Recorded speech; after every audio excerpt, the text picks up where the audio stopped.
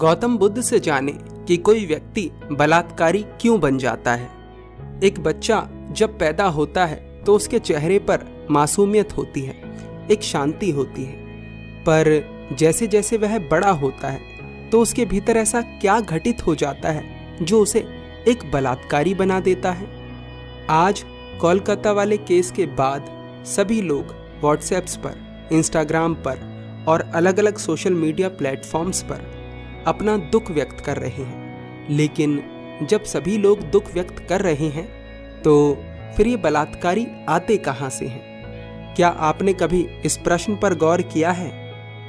काम इतना ज्यादा हावी कैसे हो जाता है कि वह अपनी वासना के सामने किसी की चीख पुकार भी नहीं देख पाता।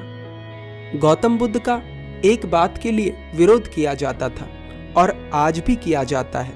वो बात थी कि बुद्ध स्त्रियों को भिक्षुनी नहीं बनाना चाहते थे। जब लाखों पुरुष बुद्ध के भिक्षु बन गए थे, उसके बाद बुद्ध ने इस बात को स्वीकारा था कि स्त्रियां भी भिक्षुनी बन सकती हैं। स्त्रियों के भिक्षुनी बनने की शुरुआत कुछ इस प्रकार हुई थी।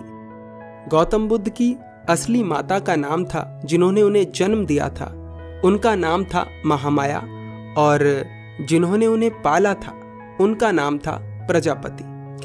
महामाया की मृत्यु बुद्ध के जन्म के 7 दिन पश्चात हो जाती है, जिसके बाद प्रजापति ही उनको पालती हैं और बुद्ध यानी कि सिद्धार्थ लंबे समय तक रानी प्रजापति को ही अपनी मां समझते हैं। सिद्धार्थ जब संन्यास ले लेते हैं और संन्यास के बाद जब उन्हें आत्मज्ञान प्राप्त हो जाता है और वे अपने घर जाते हैं, अपनी माँ से मिलते हैं, पिता से मिलते हैं, पत्नी से मिलते हैं, तब रानी प्रजापति के मन में संन्यास का बीज बूझ जाता है और लंबे समय बाद वे बुद्ध के पास कुछ स्त्रियों को लेकर पहुंचती हैं और कहती हैं कि हम संन्यास ग्रहण करना चाहते हैं। बुद्ध समझाते हुए उन्हें मना करने का प्रयास करते हैं, परंतु वे दृढ़ निश्चय कर चुकी थी, इसलिए बुद्ध को मानना पड़ता है। उस दिन के बाद स्त्रियों को संघ में प्रवेश लेने का अवसर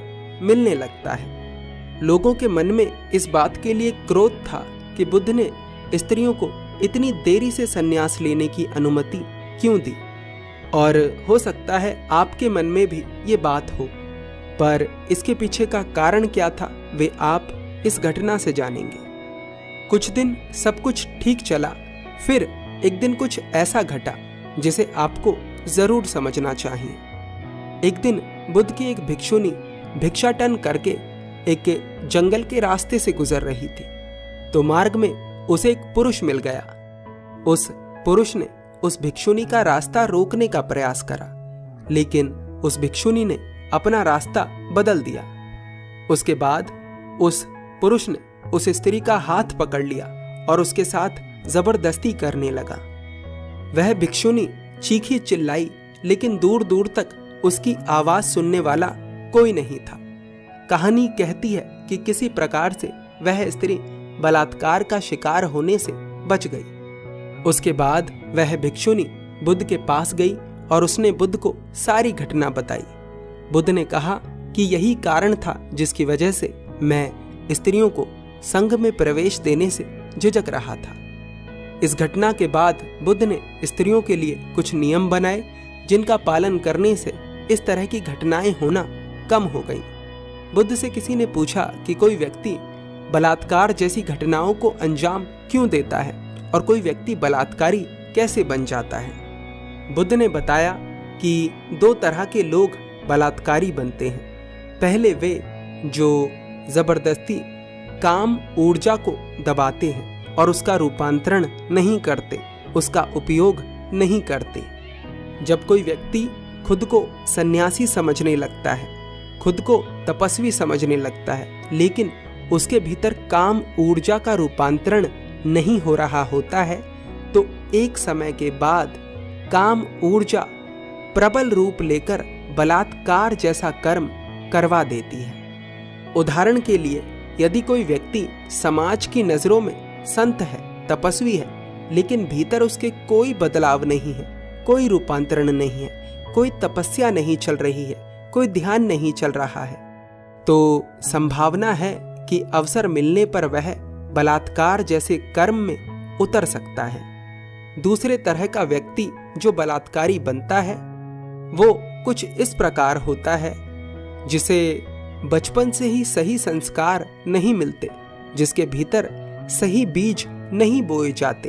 वह लगातार काम वासना में तो लिप्त रहता है, लेकिन वह हमेशा एक उच्चतम स्थिति को खोजना चाहता है। जैसे यदि वह किसी स्त्री के साथ काम वासना में लिप्त हुआ तो उसे ऐसा आभास होता है कि इससे सुंदर स्त्री के साथ मुझे कुछ और अनुभव होगा, और यदि उसने कोई नशा करा तो वह सोचता है कि यदि मैं इससे किसी और ऊंचे स्तर का नशा करूं तो उसका अनुभव कुछ अलग होगा। वह हमेशा बुराई के उच्चतम स्तर को खोजता है, क्योंकि उसे कोई भय नहीं होता, उसके भीतर कोई संस्कार या गुण नहीं होते। लगातार गलत संगति के कारण, गलत जानकारी के कारण ऐसा व्यक्ति मन के पूरी तरह से नियंत्रण में आ जाता है और मन जो चाहता है वह वही करता है। मन की सबसे बड़ी ताकत होती है काम वासना, और इस तरह के व्यक्ति को काम से बड़ा इस संसार में कुछ नहीं दिखता। और इस तरह के व्यक्ति समाज में हमेशा रहते हैं और रहेंगे, और इसका कारण है समाज। इस कहानी से हमें समझ आया कि इस संसार से बलात्कारियों को समाप्त करने का कोई तरीका नहीं है, क्योंकि बलात्कारियों को जन्म ये समाज ही देता है, और जब तक ये समाज जिंदा है तब तक बलात्कारी भी जिंदा रहेंगे। तो फिर समाधान क्या है? इसका समाधान है कि अहिंसक बनो, लेकिन इंसानों के सामने, जानवरों के सामने नहीं, बलात्कारियों के सामने नहीं। बलात्कारियों का सामना करने के लिए खुद की रक्षा करना सीखो। इसका एकमात्र समाधान यही है। एक बलात्कारी पाप कर कर कर कष्ट भोग रहा है, वह खुद नहीं जानता कि वह कष्ट में है। यदि किसी बहन या बेटी के द्वारा उसकी हत्या कर दी जाए तो ये उसके लिए मुक्ति है। तो इस लायक बनना चाहिए हर बहन बेटी को जो कि किसी बलात्कारी को मृत्यु के घाट उतारने की क्षमता रख सके। ये क्रोध नहीं, ये वास्तविकता है। यदि किसी को किसी के पापों से, किसी के गलत जीवन से मुक्ति दिला दी जाए तो यह सर्वोत्तम कार्य है। मेरी प्यारी बहनों, मैं जानता हूँ कि आपका स्वभाव ही अहिंसक है, पर मैं चाहता हूँ कि आप हिंसक बनो।